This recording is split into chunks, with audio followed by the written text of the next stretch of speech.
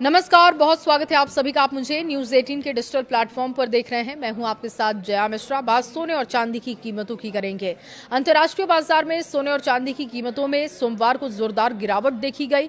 सोना $4,340 प्रति औंस से नीचे है, जबकि चांदी में करीब 2.5% की गिरावट है।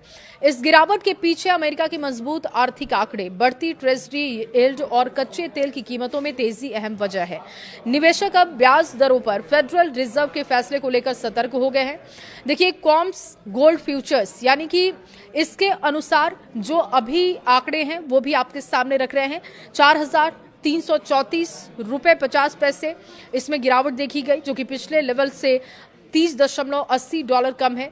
वहीं सिल्वर की कीमत में भी लगभग 3% की गिरावट, जो कि $67.39 प्रति औंस रह गया है। पिछले हफ्ते भी सोने में करीब 5% की गिरावट, चांदी में 9% की गिरावट देखी गई थी। मजबूत अमेरिकी लेबर मार्केट डेटा के बाद निवेशकों की उम्मीदें बदल गई हैं। अमेरिकी डेटा ने बदली मार्केट की धारणा। देखिए, अमेरिका में मई 2026 का जॉब डेटा बेहतर रहा है और इसमें फेडरल रिजर्व के द्वारा जल्द ब्याज दरों में कटौती की संभावना कम हो गई है।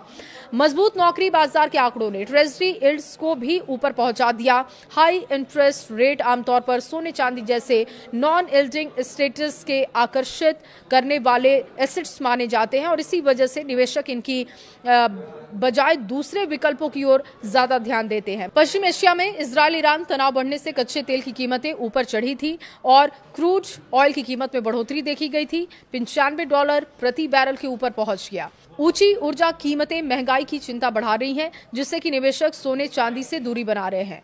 मार्केट के जानकारों का कहना है कि कीमती धातुओं की कीमत अब आने वाले आर्थिक आंकड़ों पर काफी निर्भर करेगी। इस हफ्ते अमेरिका का इन्फ्लेशन डेटा, यूरोपीय सेंट्रल बैंक और बैंक ऑफ कनाडा की एमपीसी की बैठक अहम होगी। चीन के ट्रेड और महंगाई के आंकड़े, अमेरिकी कंज्यूमर सेंटिमेंट डेटा और भारत के इन्फ्लेशन आंकड़े भी बाजार को प्रभावित करेंगे। मजबूत डॉलर, ऊंची बॉन्ड यील्ड और ईटीएफ से निकासी और बाजार में सुधार देखने को मिल रहा है। रिस्क जो एपेटाइट है सोने चांदी पर ये दबाव डाल रहे हैं।